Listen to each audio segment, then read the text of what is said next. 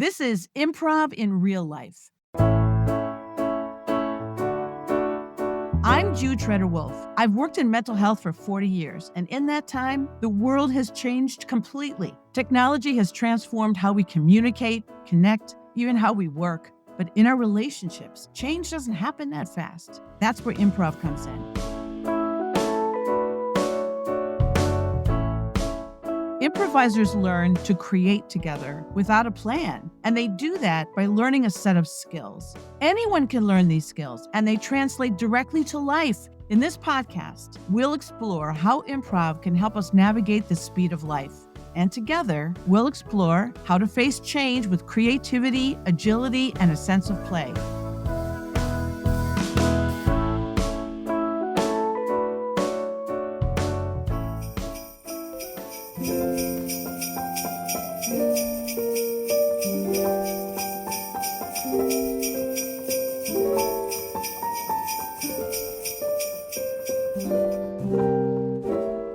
My college roommate at the University of Wisconsin, and she was also my best friend, her name was Maddie, and I decided that after graduation, we would move to the East Coast and start our professional lives together and support each other. And it was great because she feels like family, and it was going to a world that we wouldn't know anybody else.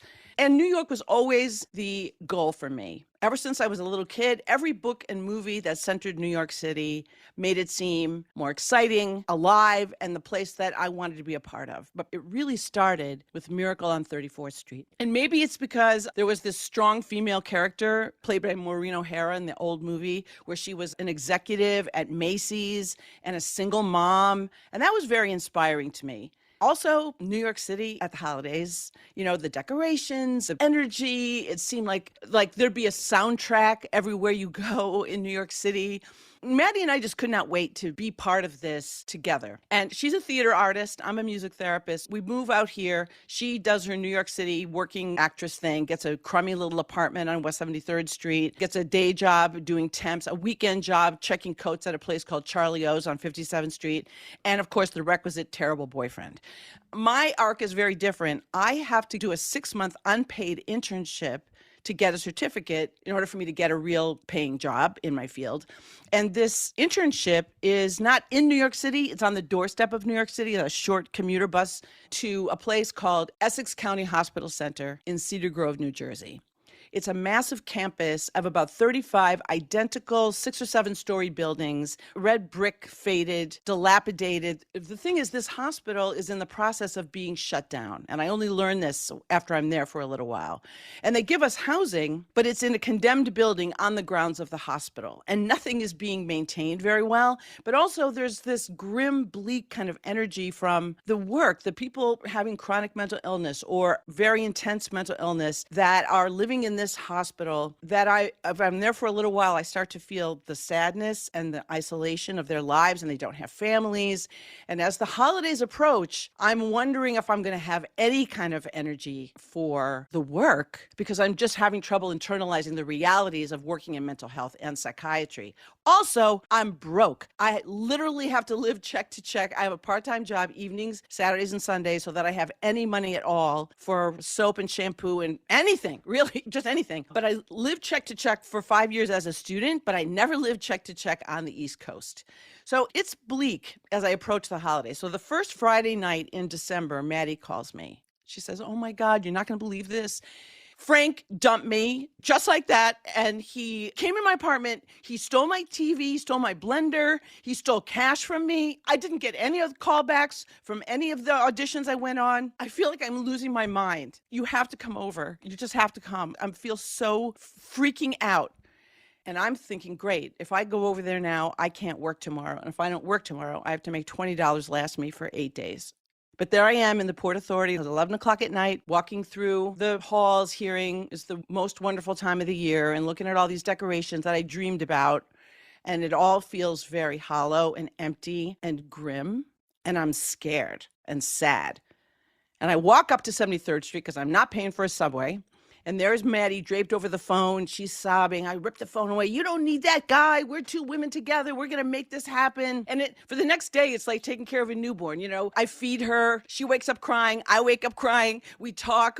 For 24 hours, we just hang. And then she says, Saturday night, she says, you have to go to Charlie O's with me tomorrow for coat checking. I can't face doing this by myself or waking up in this empty apartment.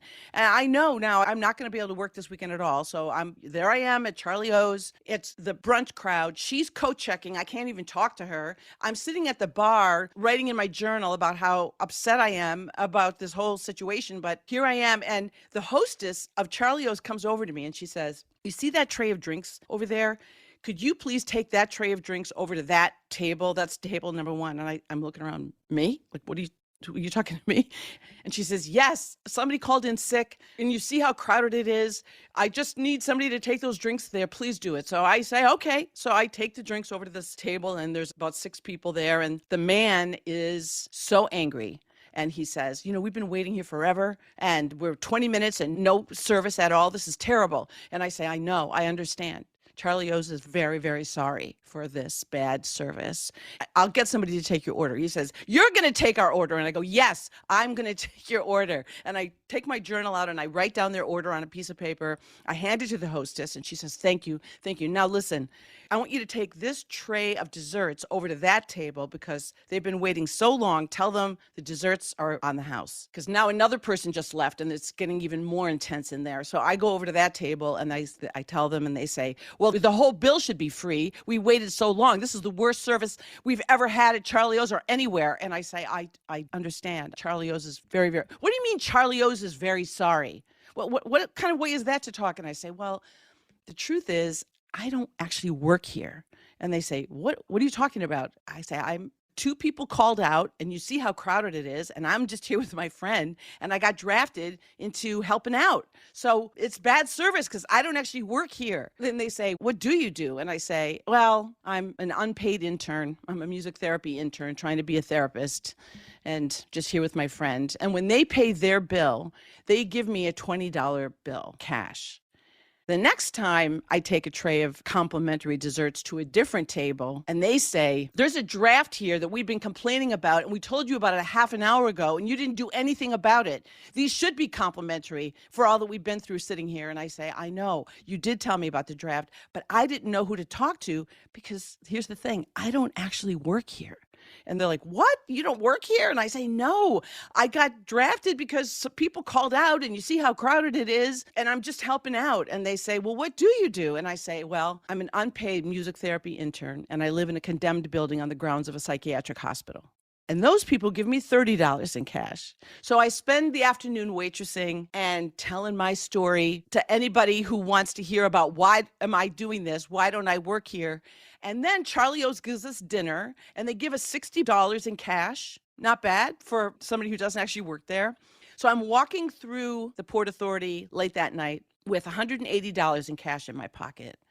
And I'm hearing it's the most wonderful time of the year, looking at the decorations. And I'm thinking, this is everything I hoped this would be when I experienced New York at the holidays. I feel that tingle, the sparkle. I didn't feel it before. 48 hours before, I felt totally different. But now I have my own experience of New York City magic. And I know I'm going back to the same grim, difficult world. And I'm going to wrestle with all these issues of what it's like to work in mental health and what people's lives are really like that are suffering.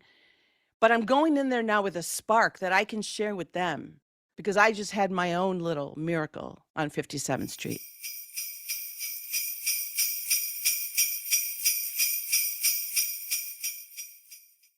I think about that story often, which now as a more experienced improviser and a more experienced therapist, I have a perspective that I didn't have at the time that I think is really useful for thinking about improv in real life. One of the foundational thinkers of modern improv, the way we know it today in theaters and all these applications, his name is Keith Johnstone, and he wrote one of the foundational books about modern improv called Improvisation and the Theater.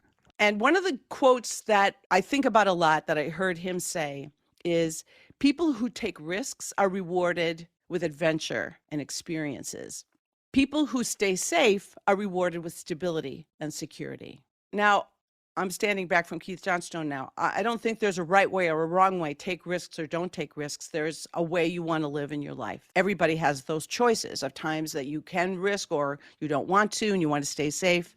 But there's a third thing, and that is that the unexpected change comes to all of us and we don't know when it's coming. That's the thing. We might choose risks or not choose risks, but there are times when we're going to have to deal with a loss, a job change, something in the culture that goes away that used to be there. People move, just things that we can't control. And we have to somehow find a way to say yes to it and meet that moment and still function in the best way possible.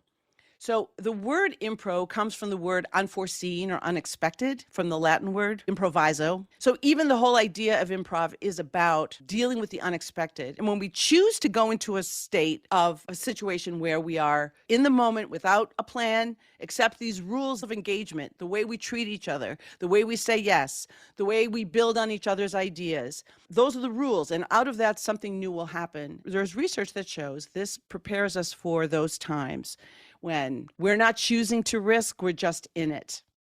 We're just having to deal with a new reality, and we have to somehow say yes to it and find a way to be strong as we can. So I want to leave you with these thoughts. Whatever you're going through at the holidays, whatever you're looking toward with the new year coming up, there might be unexpected, unwanted challenges and stresses. There may be things you're excited about, but you don't know how they're going to turn out. So there's anxiety. All of this is this palette of the unexpected that we can together say yes to, support each other. And the main thing that I would leave you with is if we say yes to the next thing and we try to love each other and allow ourselves to be impacted by one another, we will be changed by these experiences. Moment to moment, we will be changed in some way, and hopefully that change will make us stronger and better and ready for the next thing. I'm so grateful to you for listening to the podcast. I'm so grateful to anybody who's written a review of the podcast or given us some stars. To all of you listening, thank you for listening, and happy holidays.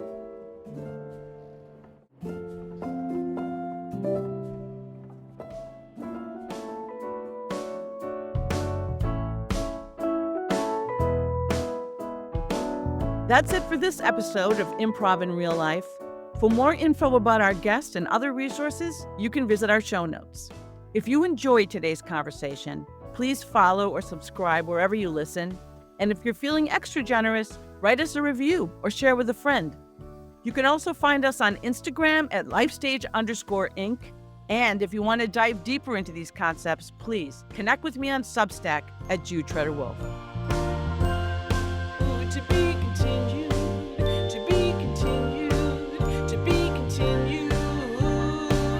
We need each other now more than ever. We need creativity more than ever. I hope these games and ideas inspire you in some way, and if they do, keep it going. I will too. See you next time.